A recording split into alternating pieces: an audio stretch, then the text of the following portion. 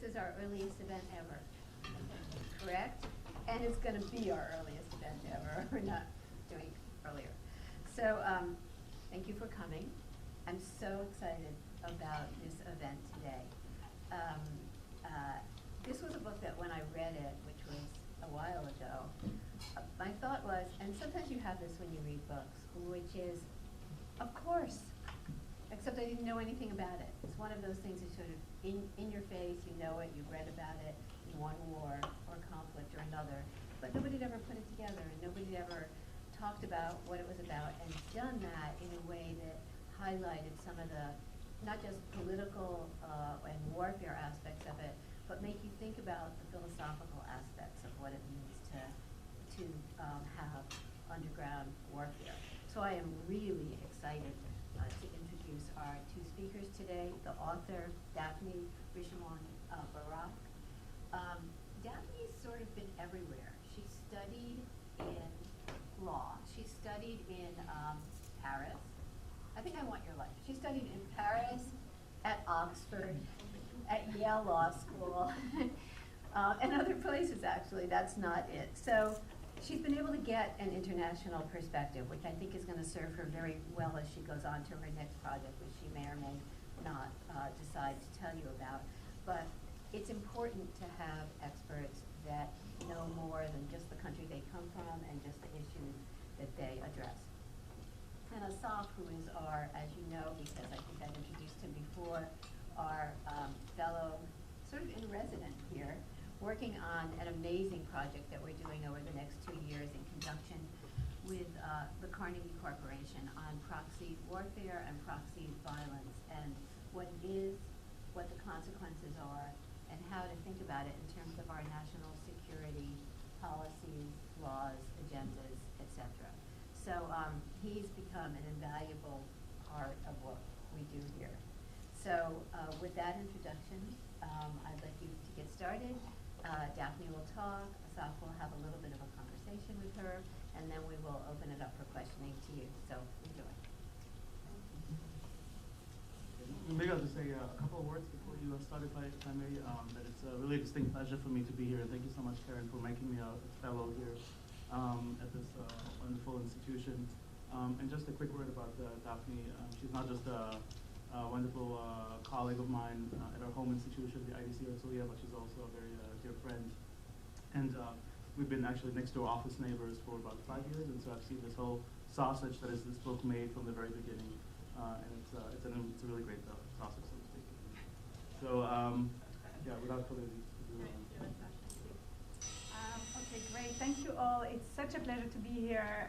Again, I mean, I'm so grateful to Karen because she's been incredibly supportive, and she said such kind words about the book and about the project, and she's on the back cover of the book with this incredible little blurb about the project and about what the book is about. So thank you, Karen, for hosting me, and thank you for pairing me with Assaf. What could be better? I mean, I'm really honored. It's wonderful. Thank you so much.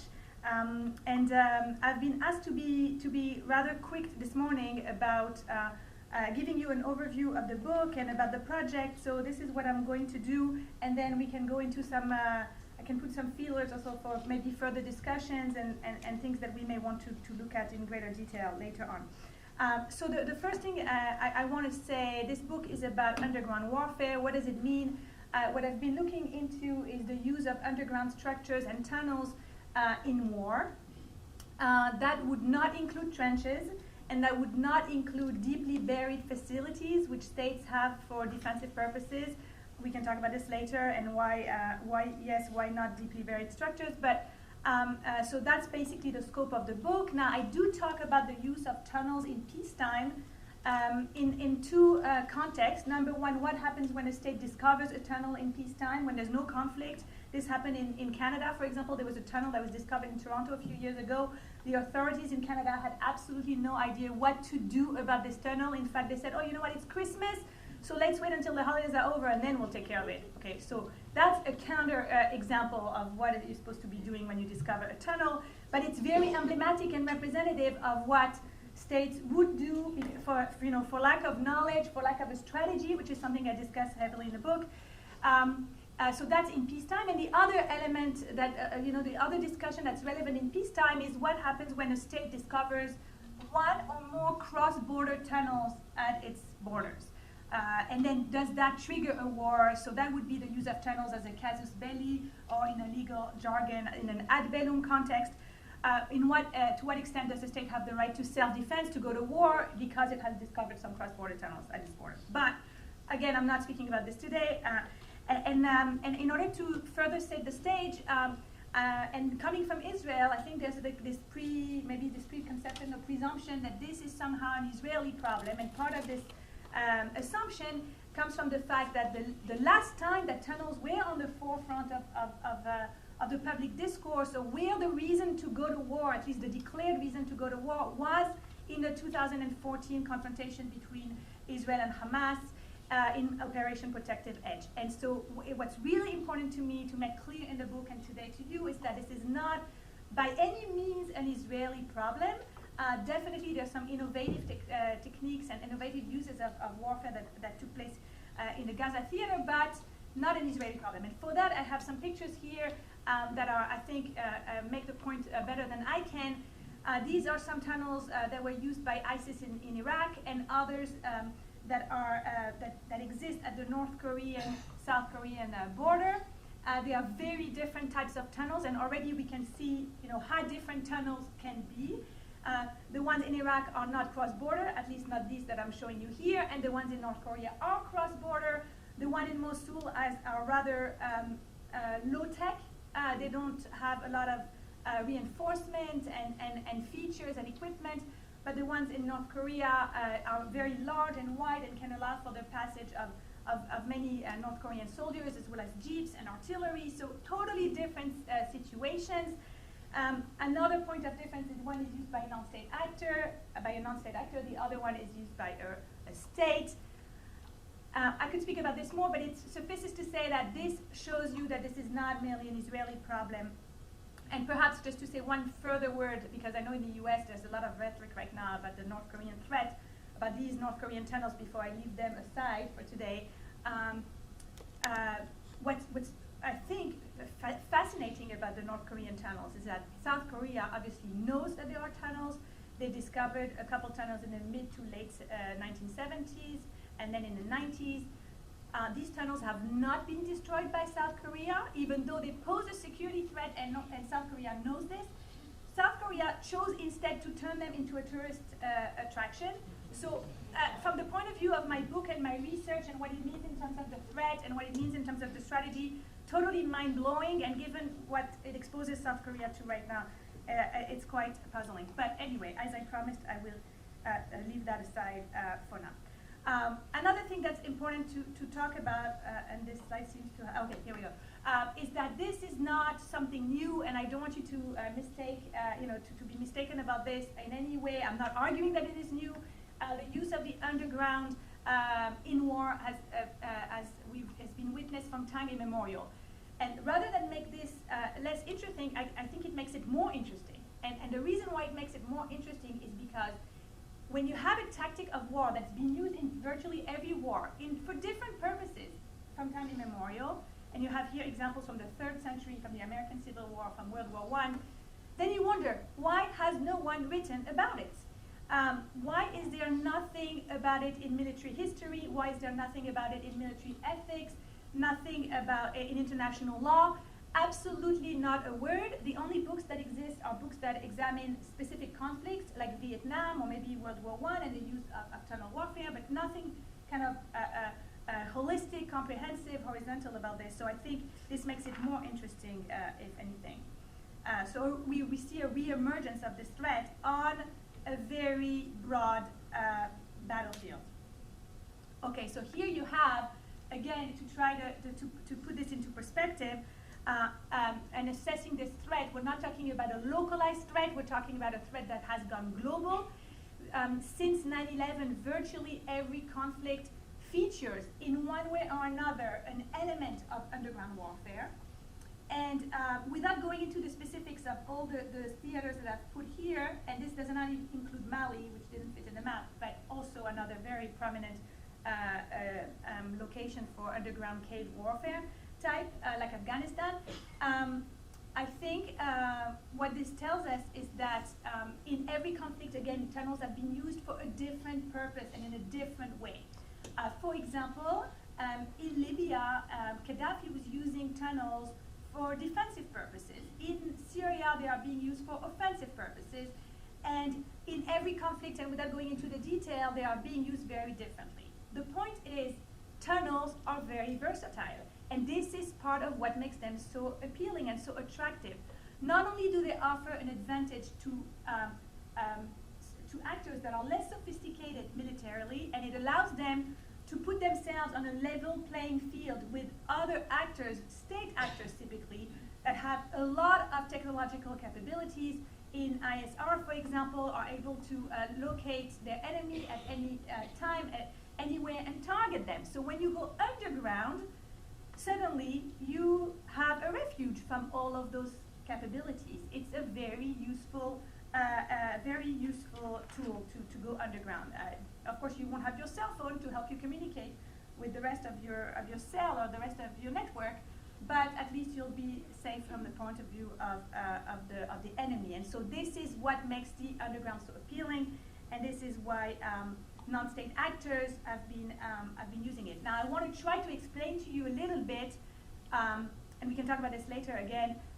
Why is it that this threat has diffused? How come it has diffused? And kind of give elements of an answer here. Sorry, I have to go back. I don't know what happened. So what I want to do is three things, again, rather quickly. Number one, I want to talk about the threat, talk about the scope of the threat, the nature of the threat, and how it's been diffusing in different theaters of operation, and then talk about some of the operational and perhaps also legal challenges that arise from underground warfare. Okay. Okay, the way I conceptualize underground warfare is along two main criteria, two main parameters. The first parameter has to do with the location, the territory. Is the tunnel located on the territory of a single state, in which case there's no issues of sovereignty, but we're on the territory of a single state, and that's scenarios 1 and 2 on the slide. And the second parameter is the parameter of the civilian population. Are the tunnels located in the proximity, in the vicinity of civilian populated areas?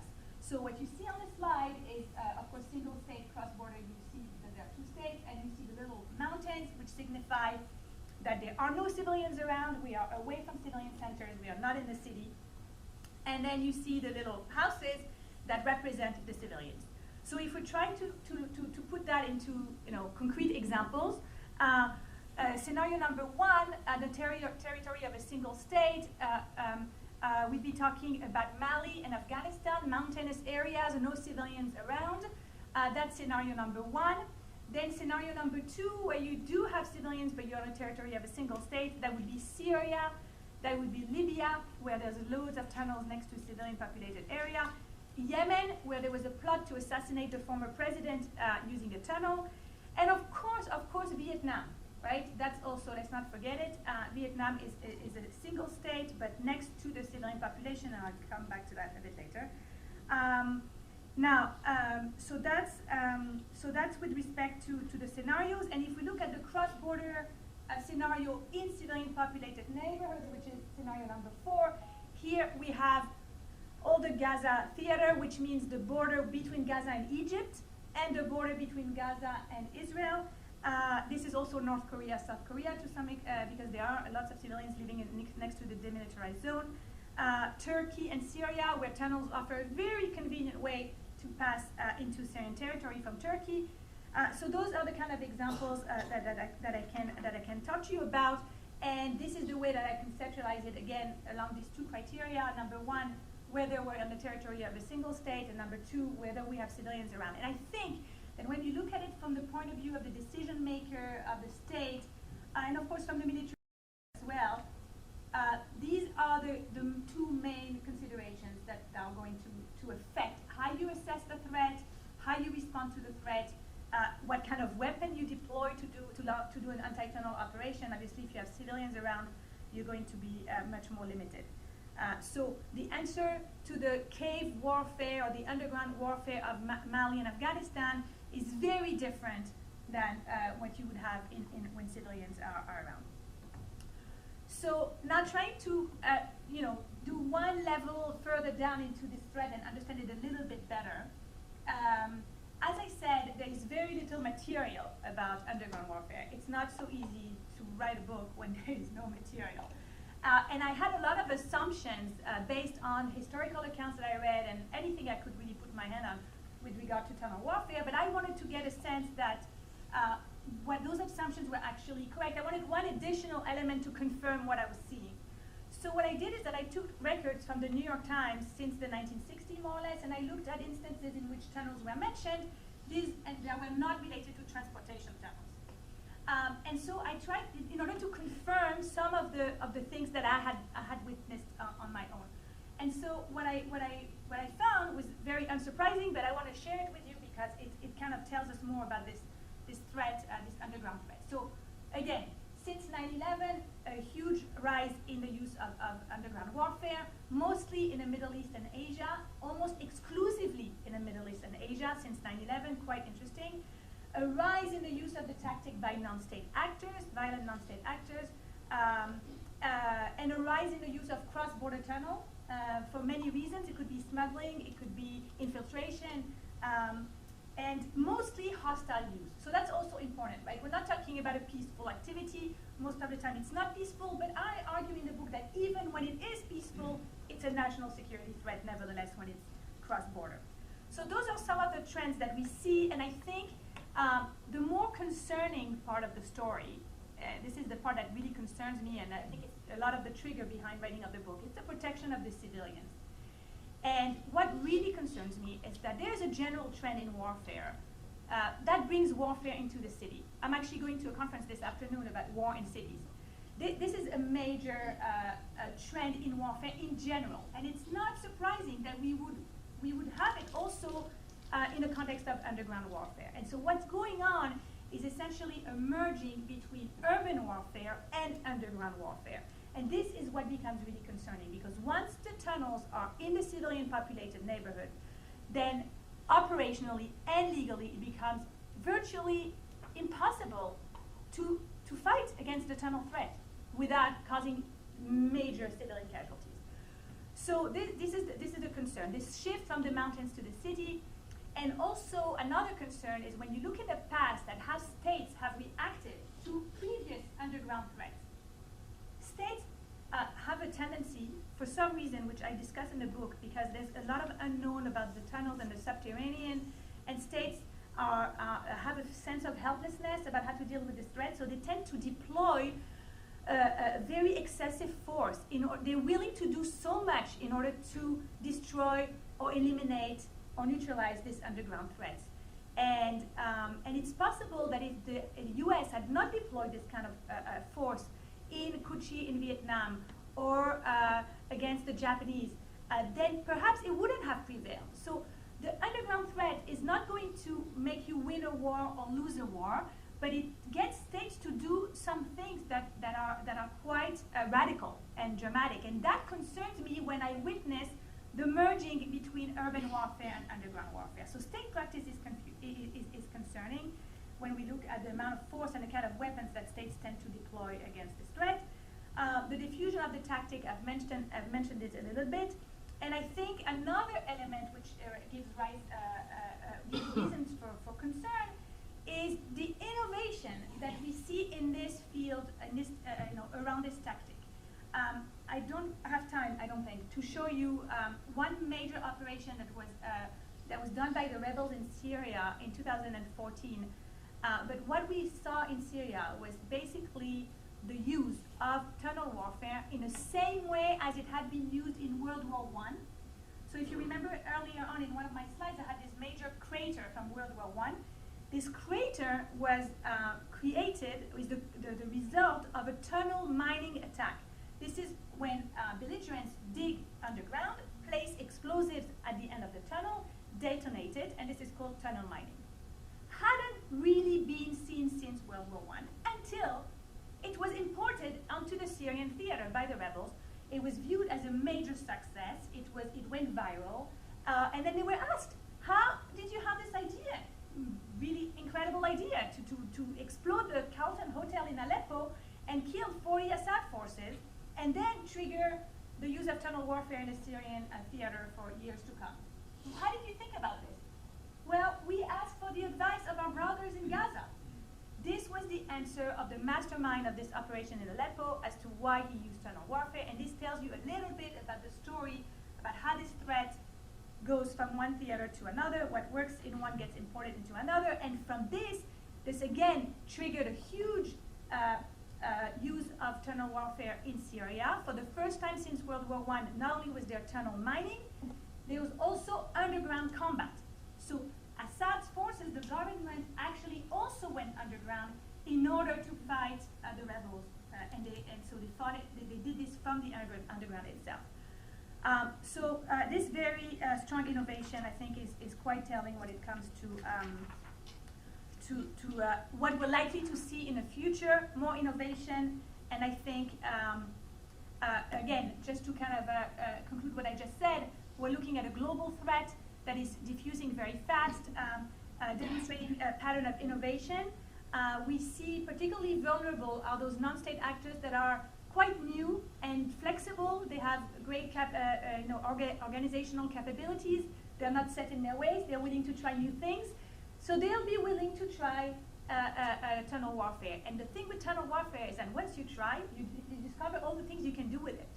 So there's a sharp learning curve, and once you start in a conflict, then much more can be done. And if you start thinking about how you can involve civilians in this, then of course, I mean, I'm not going to give ideas to anyone, but you get the point.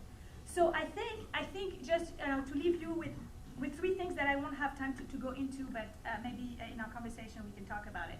I think what's important is that in the future we're likely to see, and we already see it to some extent, this merging, this intertwining between the civilian and world and the tunnel world, which is very concerning.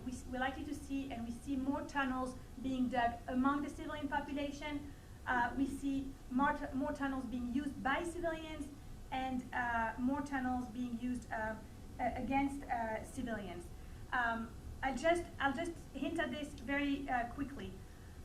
The problem with the tunnels being used among civilians is that from the moment that they are created and they are dug, the tunnels threaten those civilians. And this is quite actually, this is quite unique to underground warfare. When a belligerent decides to dig tunnels, that belligerence is threatening its own people because it's digging under the civilian infrastructure, under the schools, under the homes, under the religious sites,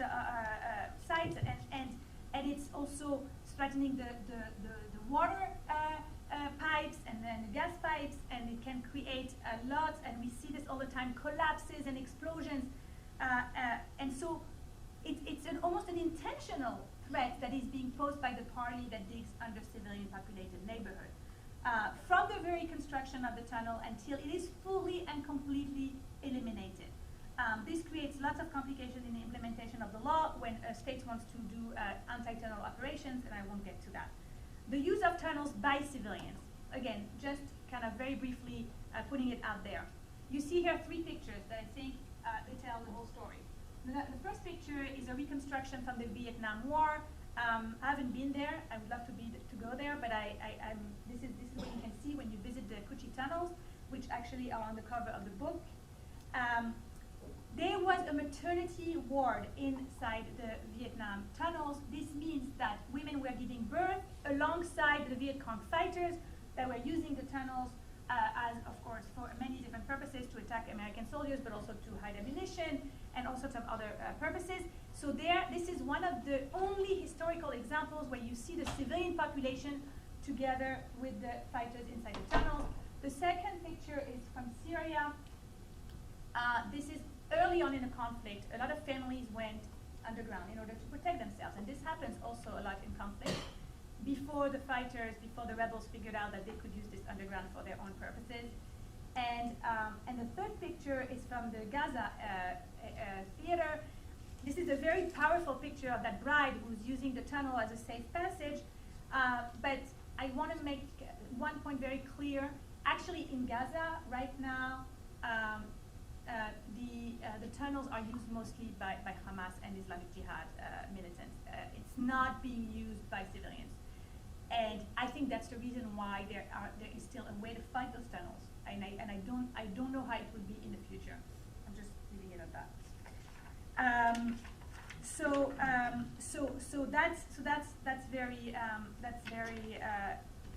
That's what happens when the civilians and the combatants are together in the tunnels. I think operationally, the main issue with the tunnels is that it is unknown factor, right? And this is what I try to portray from the cover of the book.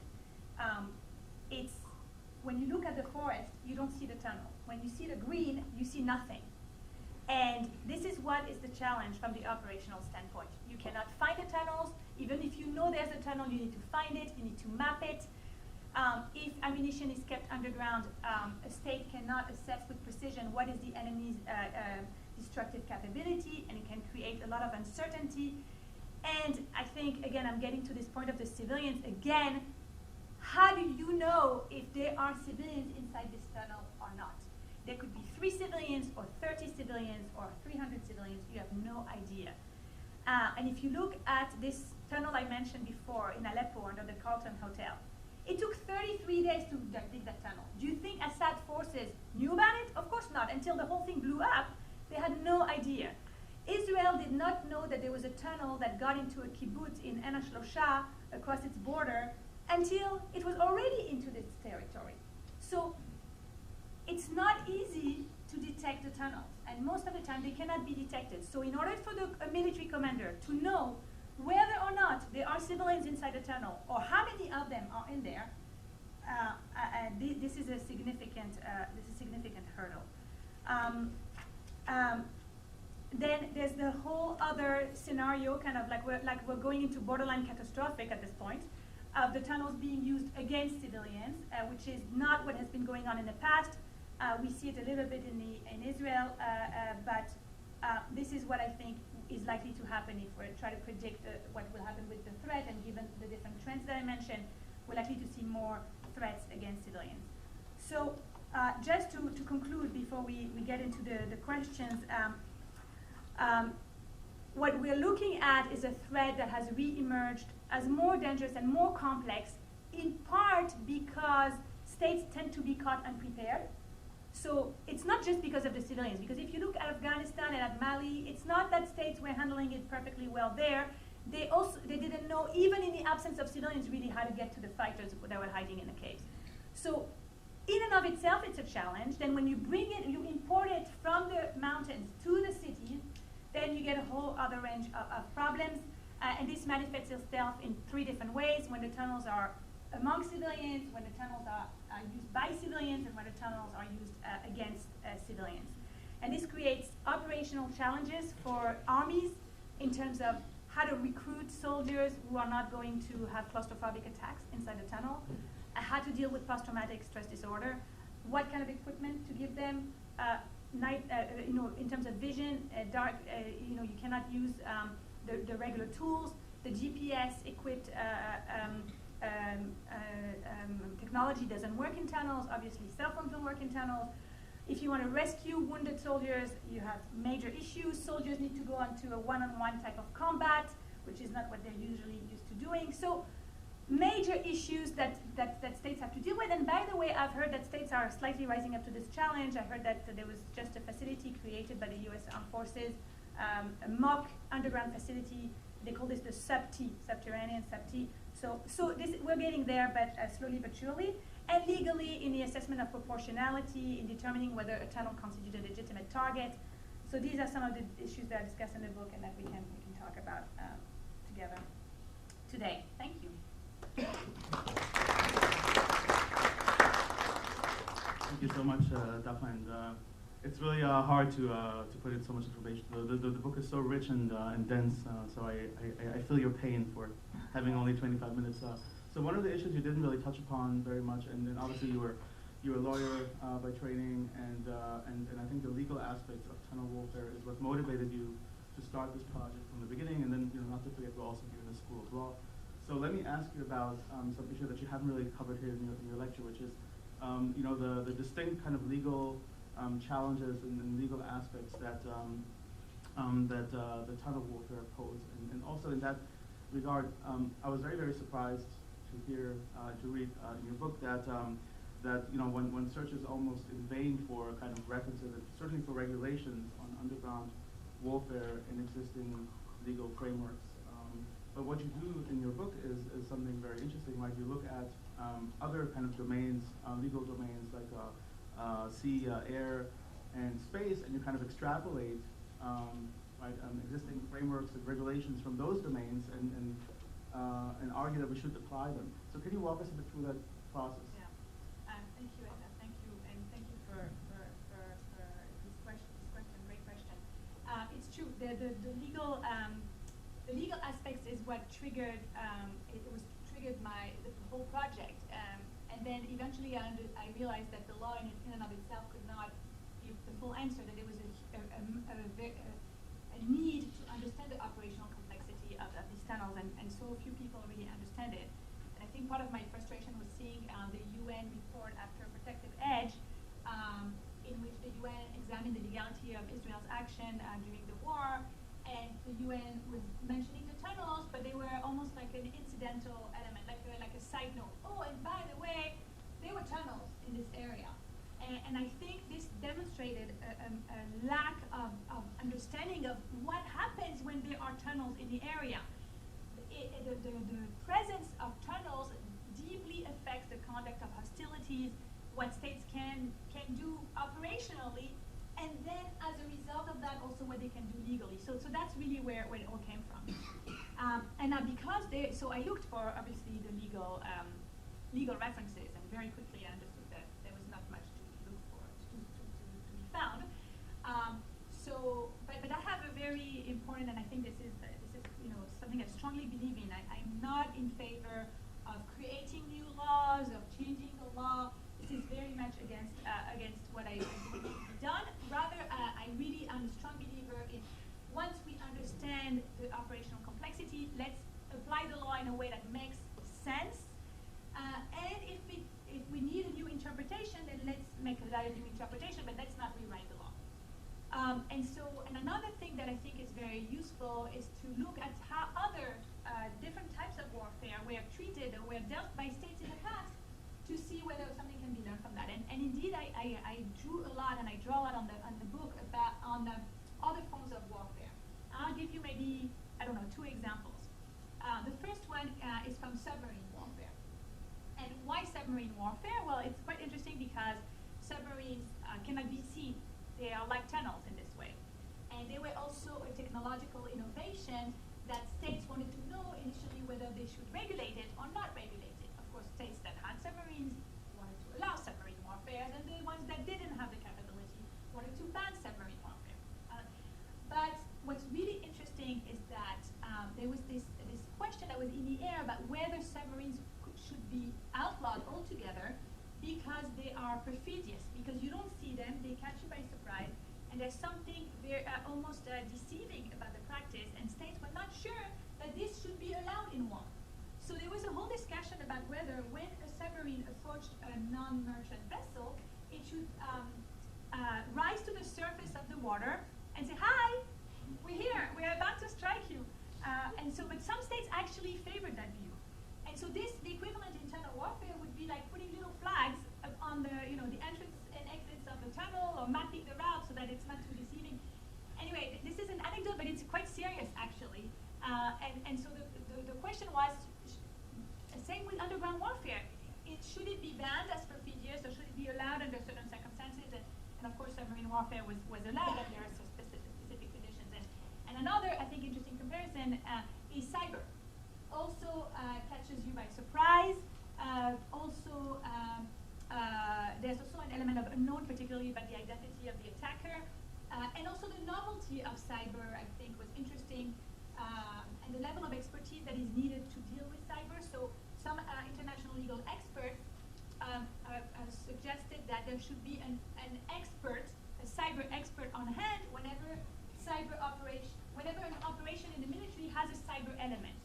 So one of the questions I talk in the book is, why don't we adopt, or one of the suggestions is, why don't we adopt something similar in a realm of underground warfare?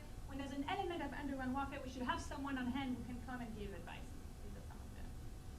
And let me also ask you another question more about, and I want to move a bit to, to responses to this problem, and then I'll open it up for Q&A because I feel that there are a lot of questions here from the audience. And maybe I'll connect this to the issue of Israel. We both lived in Israel, and Israel is a country that's today, faces multiple threats from tunnels, both from Hamas and the Gaza Strip, and possibly, well, not possibly, probably also from Iran in the north.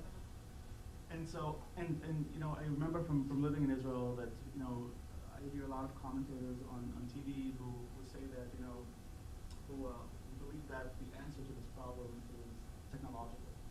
And they feel very comfortable that, that the answer to this problem is only a matter of time, and maybe they've already found the answer. But in your book, you basically say that technological responses are not a panacea for this problem, and that the answer has to be a lot broader, even strategic.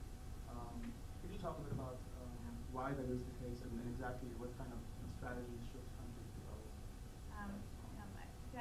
That's an excellent point, and there's a tendency to believe that, and a lot of people said that to me actually when I was writing the book.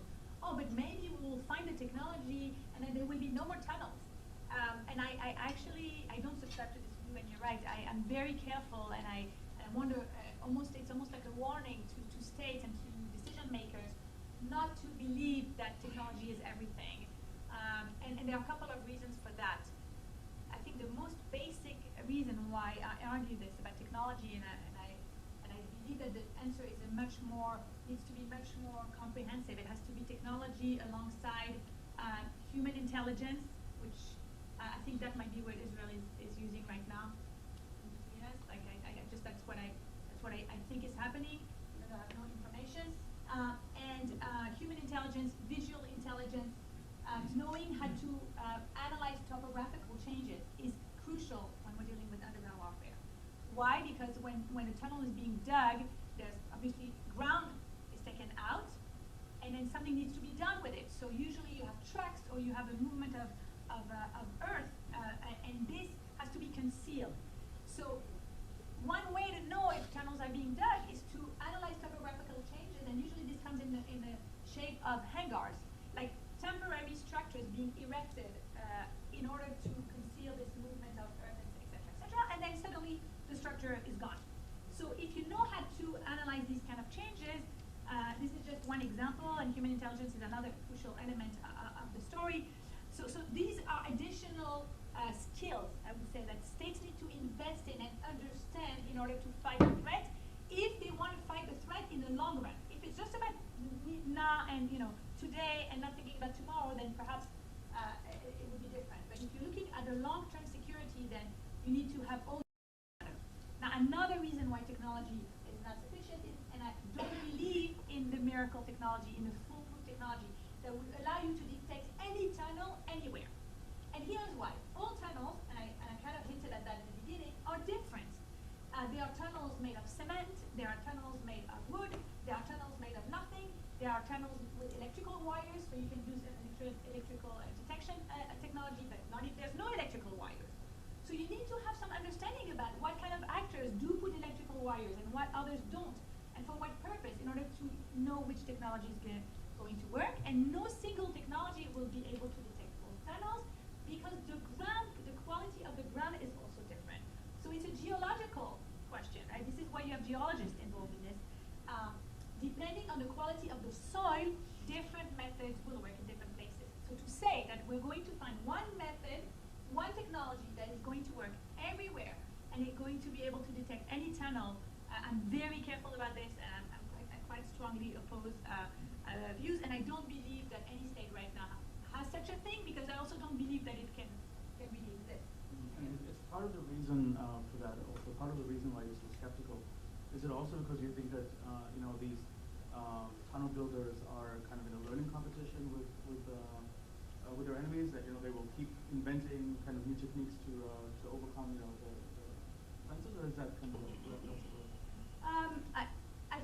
I think this is a strong element. I'm not sure in this specific aspect. I'm not sure what role it plays, but I think in general, definitely, like in any war, this is war scholars know this very well. It's a one belligerent chases the other, right? It's like always finding a countermeasure in order to make sure that you're countering what the belligerent or what the enemy is doing at the moment, thinking a little bit ahead about tomorrow, and then this creates a race,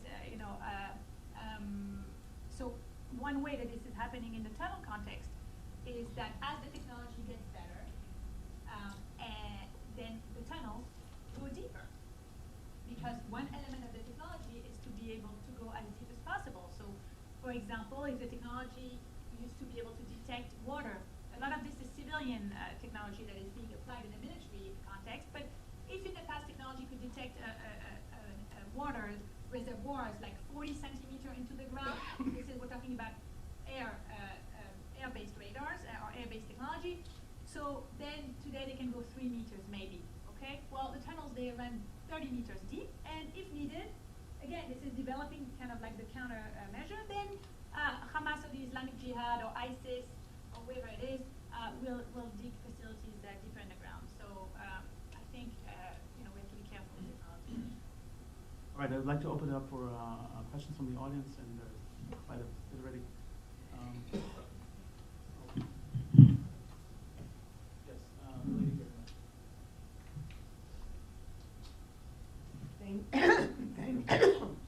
Excuse me. Thank you very much. Very interesting. So you've talked a lot about the operational complexity of detecting the tunnels, and you talked a little bit about states' response and over-response and the need for proportionality.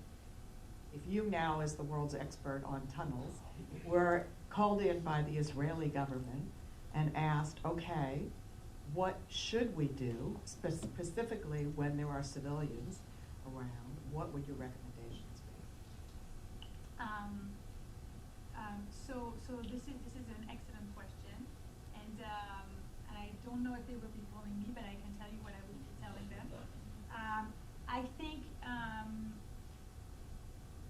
think that the presence of civilians inside tunnels makes it virtually impossible to destroy these tunnels, even though that's my most important recommendation in the book, that these tunnels need to be fully eliminated, otherwise they continue to pose a risk. If you have civilians there, it would be very difficult to fully eliminate the tunnels, and you might have to compromise on that. But one of the things that I might say is that under the laws of war, a state needs to warn civilians ahead of the strike.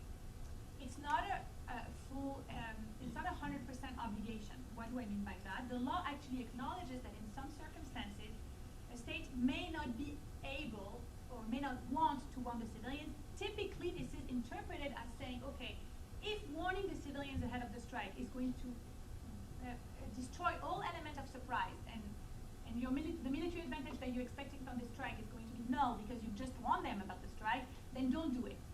So there is an element of understanding of what the military needs might be, but in the context of tunnel warfare, the problem is elsewhere. If you want to warn the civilians and you think there might be civilians inside the tunnels, you may not be able to warn them.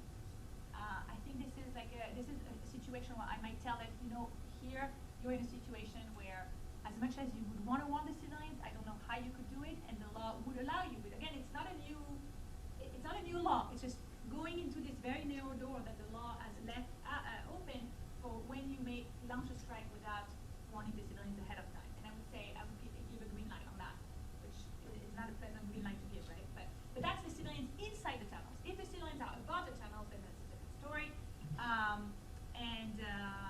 So that's one example that I would give them.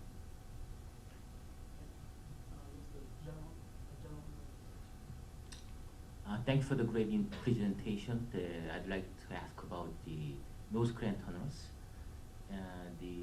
We found several North Korean tunnels inside the South Korea, and actually that are used by the kind of tourist points, because to get people alert about the threat of the North Korea. But the difference is that the North Korea now has the nuclear power, and I think that there should be some the underground tunnels we could not detect.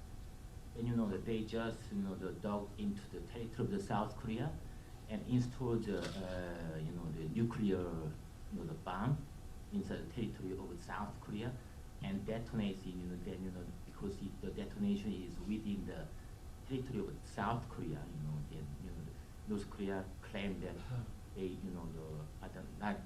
North Korea is not the one detonate the nuclear bomb. So what do you think of that possibility? So you're talking about, sorry, I just want to make sure I understand. Obviously about the tunnels, all good, but what about the nuclear aspect? So there would be a detonation of a nuclear inside the on the North Korean territory? Yeah. And then through the tunnel into South Korea. Yes. So I don't know. I mentioned this a little bit earlier in the talk. I don't know. Maybe you missed it. But I actually believe that this is a major security threat for South Korea, and that South Korea should have destroyed those tunnels in order to preempt or to anticipate this kind of scenarios that you just laid out, which I think is very concerning for South Korea. So I think maybe it's not too late to do that. I'm talking about the section of the tunnels that is on North Korean territory. There's no reason for them to be. And I think this exemplifies the strategy that states need to put forward when they're dealing with tunnels. Even if the tunnels are sitting idle, they still constitute a threat. And maybe at that moment, it doesn't look possible that North Korea is going to detonate a nuclear bomb or warhead inside the tunnel and cause dramatic damage to South Koreans. But you need, again, to think about what could possibly happen in the future. And this is why my recommendation to South Korea, since I've been asked about my recommendation. So my recommendation to South Korea would be destroy them, even destroy them now. And this way, at least you're limiting that risk to some extent. It's the least that can be done. But sometimes states have strategic and policy, they have reasons for not wanting to destroy, which are, it's their own choice. It's not because you have the right to do it that you choose to do it.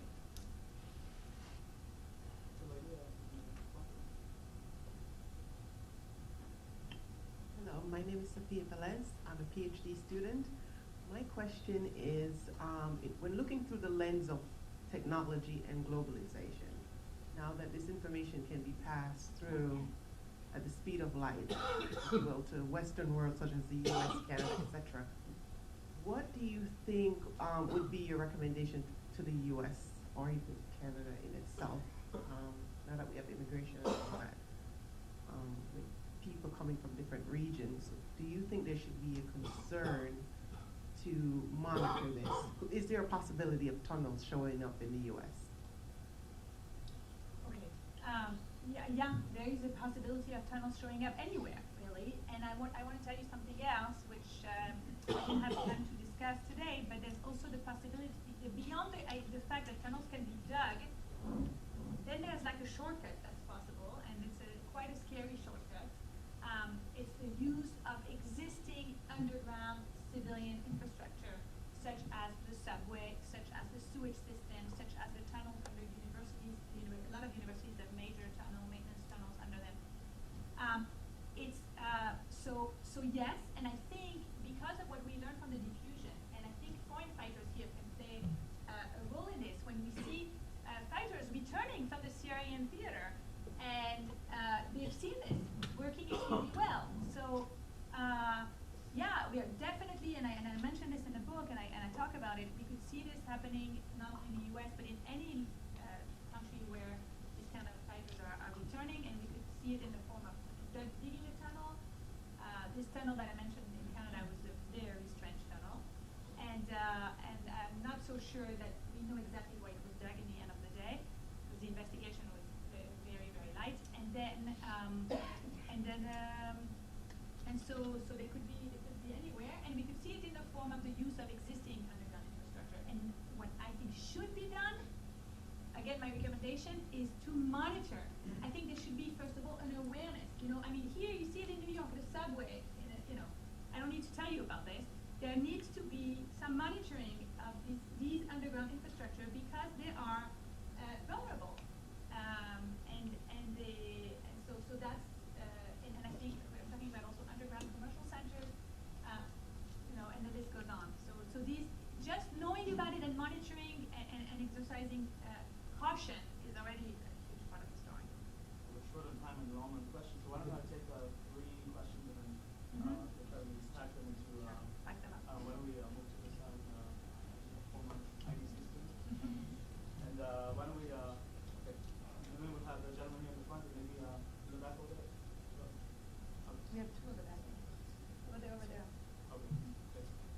so much for this talk. And I was wondering, because you said that there is a growing trend and growing use of tunnels since 2001, and what is striking is that, except for the case of North Korea and South Korea, it's only used in context of non-international armed conflict.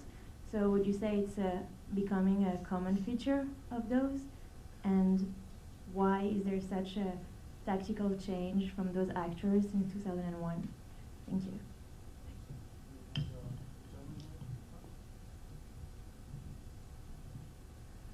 Various aspects really concern me. As an Army JAG officer, I'm constantly confronted with the idea of what is legal, what is not legal. And I'm just wondering whether or not countries that attempt to destroy tunnels, which may have civilians in them, could ever be brought in front of a court of justice on the grounds that maybe there's some civilians in there, why was it attacked in the first place?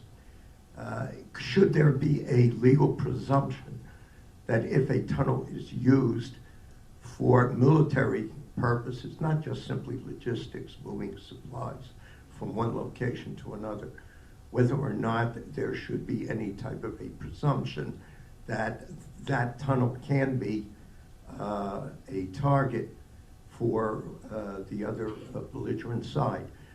But the other problem also bothers me, that we are dealing now with asymmetrical warfare, which simply means even if you had a Geneva Convention on tunnels, it's not going to be observed by ISIS or anybody else of that caliber.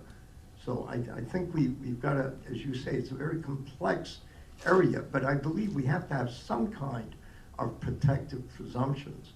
Otherwise, you're going to find all kinds of repercussions, legal repercussions, that are going to occur. And one final comment, I just recently saw a TV production about the tunnels in the First World War. It was amazing, amazing how many tunnels they built, literally a whole city underneath there. And we have maybe one final question. Thanks very much.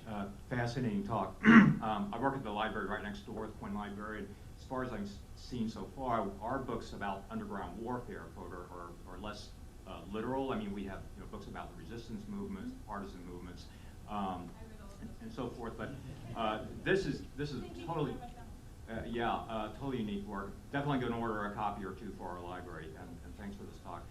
So many things come to mind. I think of our own ICBM force and Russia's too. It's all underground, reinforced bunkers. It takes, when warring parties try to get at these tunnels and bunkers, they use these bunker-busting bombs, which themselves can take a huge toll on civilian populations. So many questions come to mind. I'm just wondering if you, looked at the possibility of these tunnels used also. Just pick one of these questions, please. I'm sorry, yeah. Daphne has to run out. Okay, so, well, like human trafficking, or, or smuggling arms or drugs, or other commodities. I mean, that sort of thing. Okay, no, these are such great questions, and I'll be here afterwards if you want to ask me more questions. I'm not running that quickly. Thank you all. So yes, answer to Agathe, yes, we're definitely seeing a trend among non-state actors, but some states are still using tunnels. I mentioned North Korea, and I mentioned also Syria, which after the rebels imported the tactic into the Syrian civil war, then we saw the government itself starting to go underground and using the tunnels, which is interesting because that's the non-state actor basically dragging the state actor underground. And what this is telling us is that, and I think for a second, okay, are we likely to see the US or the UK or Canada digging tunnels in war today? And I think the answer to that is we are not.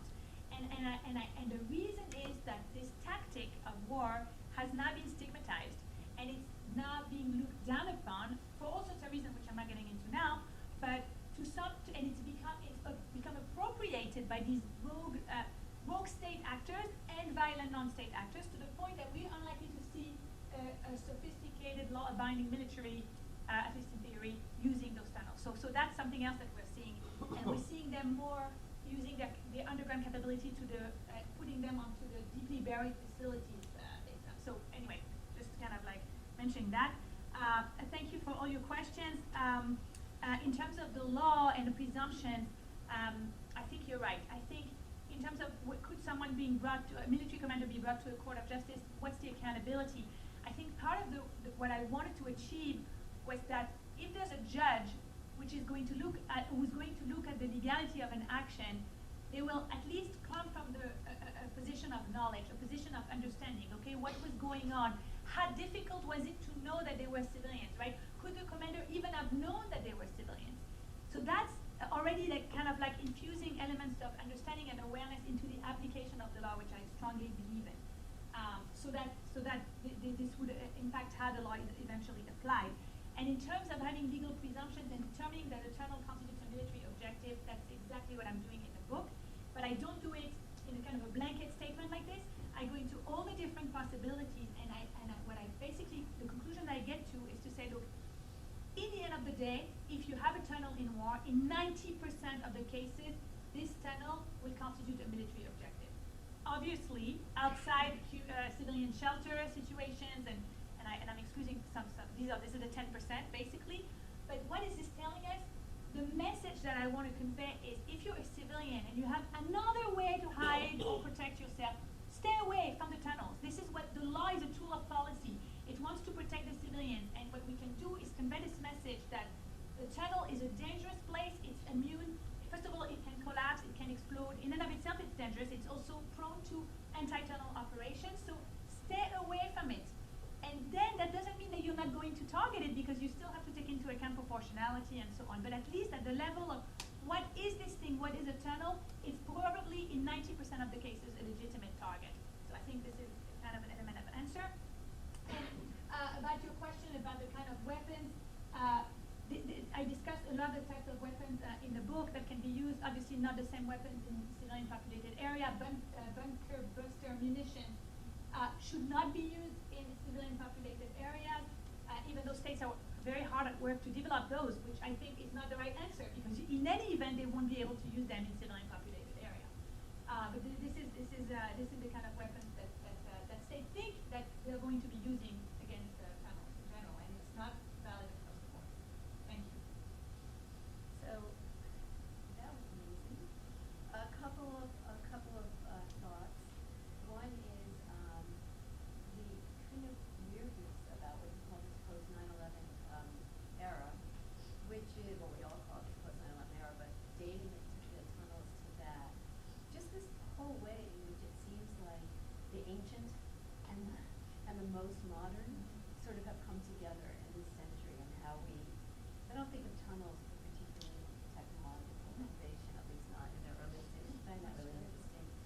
And I think the other thing is, thinking about refuge and where to take refuge, and the idea of underground not being refuge is also something worth considerable thought.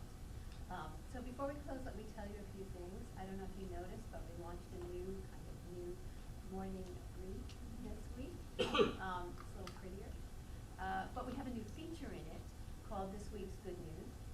So this isn't positive going to be thinking. in that part. And Friday will be our first This Week's Good News, and we're working on it. So if you have any thoughts, it was much harder than we thought when we had these good ideas. The other thing is, if you missed last week's Ronan Bergman talk, it was actually wonderful. And C-SPAN was there, so it'll eventually be up on C-SPAN, so you can see that if you missed it. And other than that, let me say thank you, Daphné, Richemond-Barak. Buy the book, get it signed, and thank you, Assaf, Moghadam. We are going to see you a lot more. And thank you all for coming.